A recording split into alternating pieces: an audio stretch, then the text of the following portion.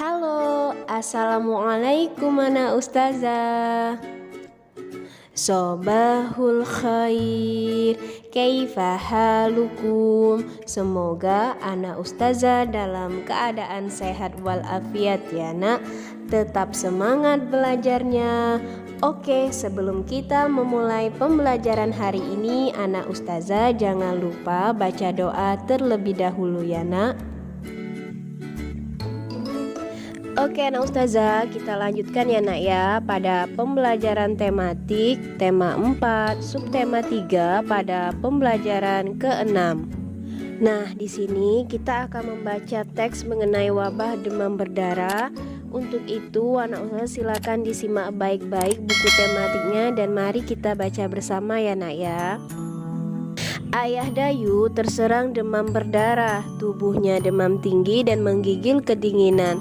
Kepalanya terasa berat, perutnya mual dan ingin muntah. Ada bintik-bintik merah di kulitnya. Tetangga Dayu pun segera membawanya ke rumah sakit. Demam berdarah merupakan penyakit berbahaya dan mudah menular. Nyamuk demam berdarah adalah penyebar penyakit demam berdarah. Seluruh warga membersihkan lingkungan. Mereka membersihkan lingkungan untuk memberantas sarang nyamuk demam berdarah. Seluruh warga bekerja dengan bergotong royong. Mereka melakukan 3M, yaitu menguras, menutup, dan mengubur. Mereka juga melakukan pengasapan. Jadi anak ustazah, penyakit demam berdarah itu sangat berbahaya ya nak ya. Dan nyamuk yang menggigit kita yang menjadi demam berdarah itu namanya Aedes aegypti. Diingat-ingat ya nak ya.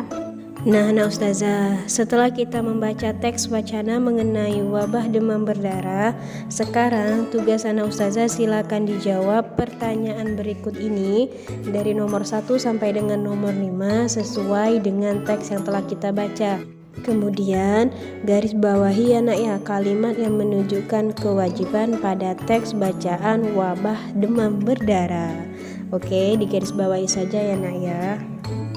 Oke, selanjutnya dalam bertetangga kita wajib tolong menolong. Semua orang harus membantu orang lain yang kesulitan. Ketika ayah Dayu sakit demam berdarah, tetangganya lah yang membawanya ke rumah sakit. Lani dan Udin segera ke rumah sakit untuk menemani Dayu. Di sana mereka melihat Dayu sedang duduk sendirian dengan muka yang sedih. Dayu merasa sedih karena ayahnya sedang sakit. Ia juga memikirkan pesanan bibit bunga sedap malam. Ia dan ibunya seharusnya menyiapkan pesanan itu. Apa yang sebaiknya Lani lakukan dan apa yang akan Lani sampaikan kepada Dayu? Lakukanlah hal-hal berikut. Pertama, bekerjalah dalam kelompok.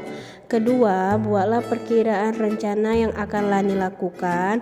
Ketiga, persiapkan kalimat yang ingin disampaikan. Keempat, gunakan kalimat penyelesaian masalah.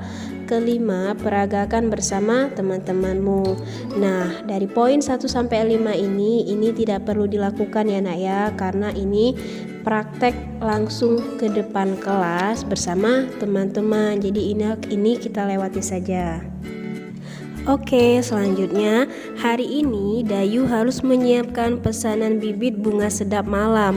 Lani membantu Dayu menyiapkan semuanya. Lani senang dapat membantu Dayu. Lani pun senang dapat membuat Dayu bergembira lagi. Di sini ada 800 buah bibit sedap malam yang harus dikirim. Ibu Dayu sudah menyiapkan beberapa kotak kardus. Setiap kardus harus berisi bunga sedap malam yang sangat banyak. Kira-kira berapa kardus yang dibutuhkan dan berapa banyak bibit dalam setiap kardus? Buatlah dua kemungkinan jumlah kardus yang dibutuhkan dan banyaknya bibit dalam setiap kardus. Jadi di sini anak ustazah mencari alternatif ya nak ya, perkalian yang hasilnya adalah 800.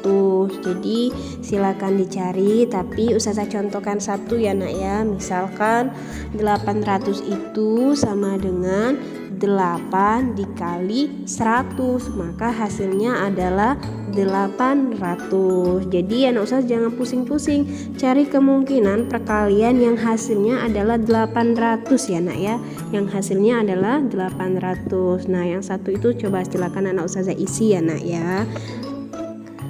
Dan selanjutnya, dapatkah kamu menggunakan permasalahan di atas dengan jumlah bibit yang berbeda? Tentukan banyak bibit yang harus dikirim dan tentukan banyak kardus yang digunakan, serta tentukan banyak bibit dalam setiap kardus. Jadi di sini ustazah tentukan ya nak ya, bibit yang harus dikirim itu silakan ditulis yaitu 200. Jadi tugas anak ustazah mencari alternatif perkalian yang hasilnya adalah 200. Silakan dibuat dua kemungkinan saja ya nak ya, tidak perlu banyak-banyak. Dua kemungkinan perkalian yang hasilnya adalah 200. Kalau yang di atasnya itu kemungkinannya yaitu perkaliannya yang menghasilkan 800. Kalau yang ini ustazah tulis yaitu 200. Silakan dikerjakan anak ustazah. Oke, alhamdulillah, barakallahu fikum anak ustazah. Semoga pembelajaran hari ini berkah dan anak ustazah semakin lebih paham lagi. Oke, syukron anak ustazah. Wassalamualaikum.